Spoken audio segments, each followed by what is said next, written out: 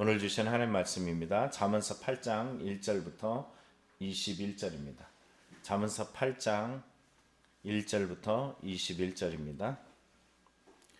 지혜가 부르지 아니하냐, 명철이 소리를 높이지 아니하느냐. 그가 길가의 높은 곳과 내거리에 서며 성문 곁과 문어기와 여러 출입하는 문에서 불러 이르되, 사람들아 내가 너희를 부르며 내가 인자들에게 소리를 높이노라. 어리석은 자들아 너희는 명철할지니라. 미련한 자들아 너희는 마음이 밝을지니라. 너희는 들을지어다. 내가 가장 선한 것을 말하리라. 내 입술을 열어 정직을 내리라. 내 입은 진리를 말하며 내 입술은 악을 미워하느니라. 내 입의 말은 다 의로운즉 그 가운데 굽은 것과 패역한 것이 없나니 이는 다 총명 있는 자가 밝히 아는 바요 지식 얻은 자가 정직하게 여기는 바니라. 너희가 은을 받지 말고 나의 훈계를 받으며 정금보다 지식을 얻으라. 대저 지혜는 진주보다 나음으로 원하는 모든 것을 이에 비교할 수 없음이니라.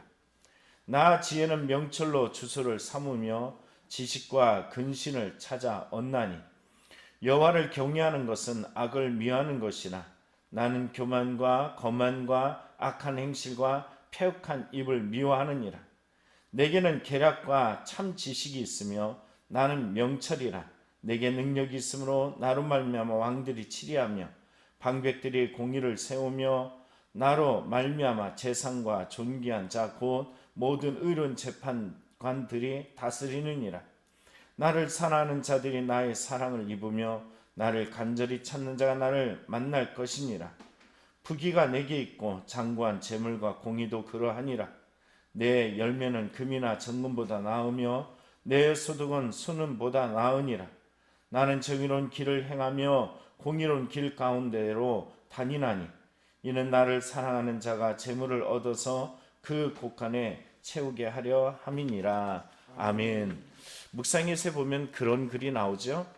갑작스럽게 어려움을 만나면 분초를 다퉈서 결정해야 될 중요한 상황들이 이루어진다는 것입니다. 이때 우리에게 필요한 것이 무엇일까? 바로 이렇게 말하죠. 하나님 말씀이다. 그런데 하나님 말씀을 떠올려야 되는데 아무것도 떠오르지 않는 때가 있다는 거예요. 이유는 뭐냐면 하나님 말씀에 대한 훈련이 되어 있지 않기 때문이라는 겁니다. 위기의 순간에 그 힘을 발휘하는 것이 바로 지혜의 말씀이라는 거예요.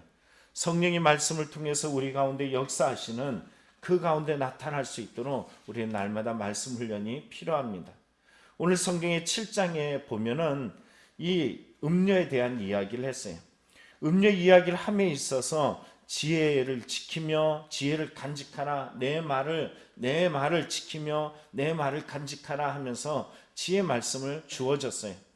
그러나 음료는 고운 말을 가지고 호리고 그리고 아름다움과 간교함으로 찾아와 가지고 흔들고 유혹합니다. 근데 그의 특징을 보면은 거리에서 광장에서 길모퉁에서 사람을 기다리더라는 거죠. 이 가운데서 우리 젊은이가 그곳을 향했는데 그 젊은이는 결국은 사망의 길인 줄 뻔히 알면서도 그 길을 가는 것을 보게 됩니다. 오늘 8장에 들어서 보면은요, 이 어리석은 자, 젊은 자, 지혜 없는 자가 음료의 유혹에 빠져서 사망의 길을 가는 것과 달리 오늘 성경의 지혜의 특징을 말해주고 있습니다. 음료의 특징을 안다면은 어리석은 자, 젊은 자, 지혜 없는 자가 되지 아니하고 지혜 있는 자가 되어서 음료를 피하고 생명의 길을 가야 하기에 오늘도 지혜자가 오늘 의인화되어서 지혜라는 단어가 그냥 지혜가 아니라 지혜가 의인화돼서 우리를 부르는 소리를 들려주고 있습니다. 1절을 보시죠. 이렇게 말합니다. 지혜가 부르지 아니하냐, 명철이 소리를 높이지 아니하냐. 그가 길가의 높은 곳과 내거리에 서며 성문 곁과 문어기와 여러 출입하는 문에서 불러 이르되. 여러분, 이 지혜자가 간절히 부르고 찾고 있습니다. 앞서 넘어졌던 자가 어떤 자였어요? 어리석은 자, 젊은 자, 지혜 없는 자. 그래서 결국 음료의 유혹에 빠지고 음료의 방향으로 가고 자기가 사망의 올무에 묶이는지도 모르고 그것을 쫓아가고 있었는데 불구하고 지혜자는 그 가는 길에서 계속 지혜는 의인화되어서 부르고 있습니다. 명철이 소리를 높이며 그리고 그 길가에 높은 곳, 아까는 어느 곳이었어요? 길모퉁이에 음료가 기다리고 있잖아요. 근데 여기서도 바로 그곳에 길모퉁이에 음료만 있는 것이 아니라 누구도 있어요? 지혜가 찾고 있어요. 부르고 있어요. 내 거리에서 서며 성문 곁과 문어기와 여러 출입하는 문에서 부른데, 누구나 알 수 있는 것, 누구나 볼 수 있는 것, 어느 곳에서나 지혜는 계속 우리를 부르고 있다라는 것이. 그럼 부름을 받는 대상은 누굴까요? 자, 성경 4절을 보십시오. 사람들아. 또 5절은 뭐라 그래요? 어리석은 자들아. 또 이어서 뭐라 그럽니까? 미련한 자들아 라고 이야기해요. 여러분, 어리석은 자가, 젊은 자가, 지혜 없는 자가 음료에 빠진 것은 무엇이 없기 때문에? 이 지혜가 없기 때문에. 그럼 지혜가 없을 수 있어요. 그러면은 여러분, 내가 반응할 수 있잖아요. 뭐에 대해서? 지혜에 대해서 반응할 수 있잖아요. 지혜는 끊임없이 우리에게 부릅니다. 우리는 인생의 가운데서 나아가다 보면 사망의 길인지 생명의 길인지 잘 몰라서 허우적거리며 어떻게 해야 될지 모를 때가 있어요.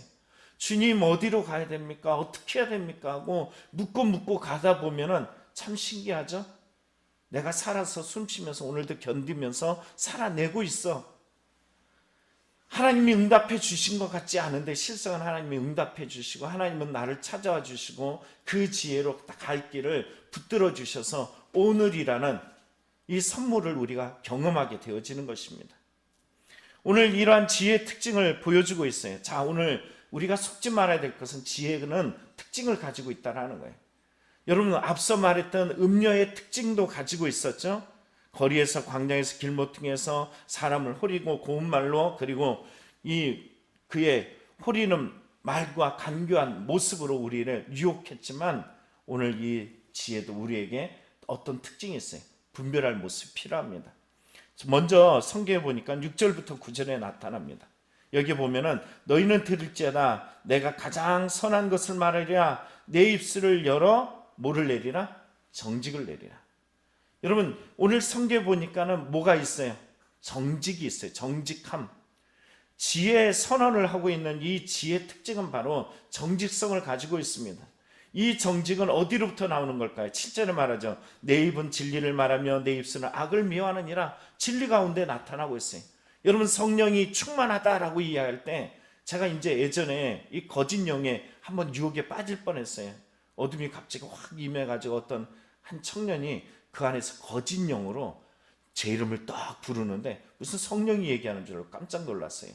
귀신이 들렸는데 하나님의 음성이 아니, 하나님 음성 같은데 가만히 자세히 살펴보니까는 처음에 감동하다가 돌아보니까는 그게 귀신 들린 사람이 하나님인 척하면서 양신이 들어왔고 나오더라고요. 근데 진리의 영이에요. 그건 정직하단 말이에요. 하나님의 영의 진리의 영은 정직해요. 속이지 않습니다. 성경 8절에 말한 것처럼 내 입의 말은 다 의롭다, 굽은 것과 패역한 것이 없다라고 말합니다. 9절에 이유가 있죠. 이는 다 총명한 자를 밝히 하는 바요 지식 얻는 자가 정직하게 여기는 바니라. 정직이란 말입니다. 여러분, 성령 충만하고 하나님의 뜻 말씀이 내 안에 들어오면은 뭐 할 수밖에 없냐면은 정직할 수밖에 없어요. 정직하도록 만들어 갑니다. 은혜가 들어오고 말씀이 들어오고 생명이 들어오면서 더욱더 정직한 영이 나의 삶을 지배할 수밖에 없습니다. 여러분, 우리가 기억하죠? 시편 51편의 다윗이 자기 삶이 부정직한 삶을 살고 나서 밧세바를 취하고 나단 선지자의 책망을 받은 후에 그가 고백했던 말이 있어요. 정직한 영을 내게 거두지 마옵시고. 기억나시죠?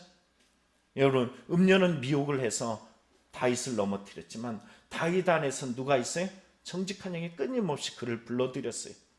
그래서 그는 나단 선지자가 책망할 때 왕으로서의 그의 권한과 힘과 칼을 통하여 그를 죽일 수 있었지만 그 안에서 눈물을 쏟아내며 침상을 적시며 기도할 수 있었던 이유는 그 마음에 뭐가 있었기 때문에요? 정직한 영이 있었기 때문이라는 것입니다. 오늘 내 마음에 이 정직한 은혜의 영이 나를 지배하고 인도하심을 믿고 따라가는 분별 있는 삶이 되길 축복합니다. 두 번째는 10절과 11절에 나요.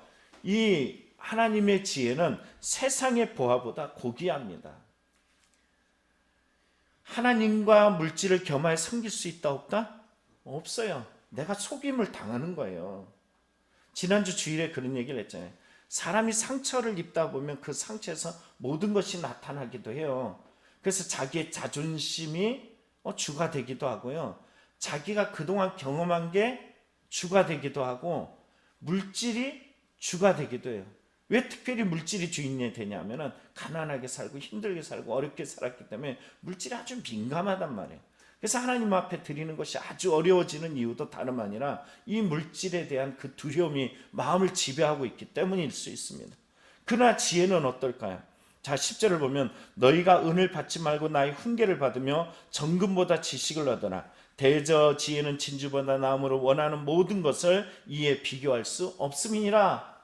여러분, 이 보화라는 것, 하나님의 보화는 세상의 어떤 것보다 고귀하되 그 보화의 이름은 지혜라는 것입니다. 또 12절을 보시죠. 이제 12절부터 13절에 보면은 지혜는 악을 거부합니다.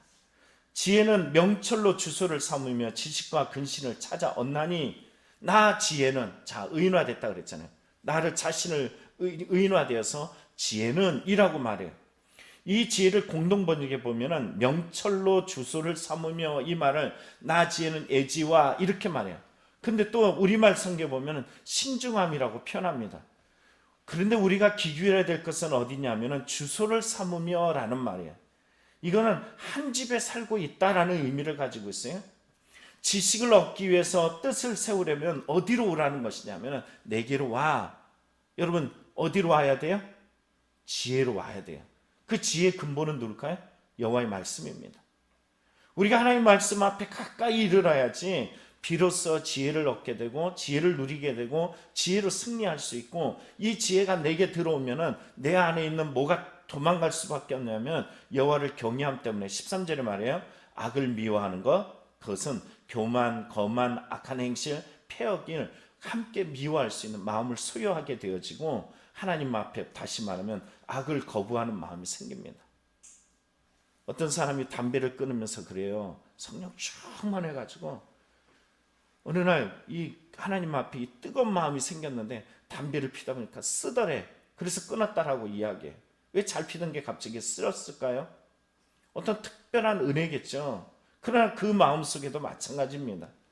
하나님을 경외하는 어떤 특별한 특정한 마음이, 그의 마음이, 이 마음이 지배하게 되어졌고 쓰게 느껴졌고 떠나가는 이런 일들이 있었다고 고백을 합니다.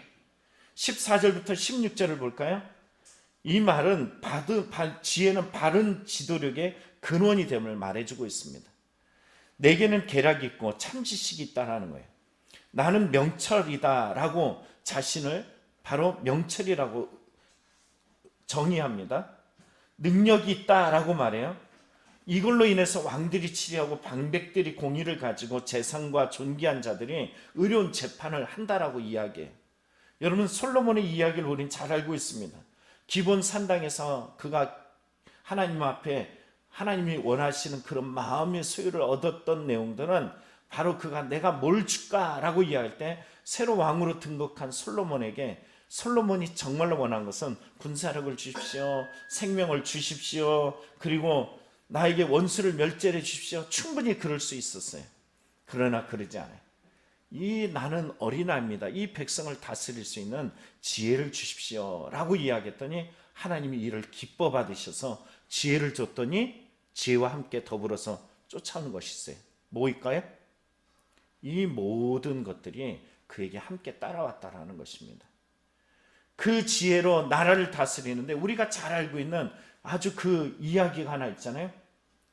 자기 자식이 하나 죽고 나서 한 자식을 데리고 와가지고 서로 내 자식, 자기 자식 하면서 서로 다툴 때 솔로몬의 지혜가 발휘되죠.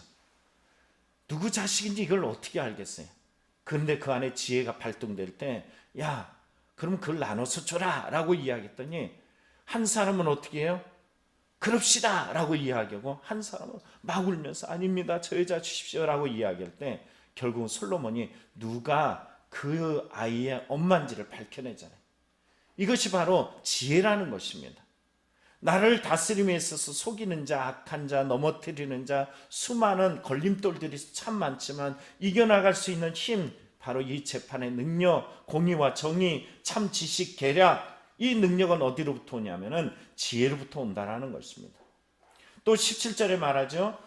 참 지혜는 나를 사랑하는 자들이 나의 사랑을 입으며 나를 간절히 찾는 자가 나를 만날 것이다. 여러분 기억해 보시기 바랍니다. 세상을 찾고 세상을 구하고 세상에 빠져 있는 사람은 이 지혜를 만날 수 있다 없다?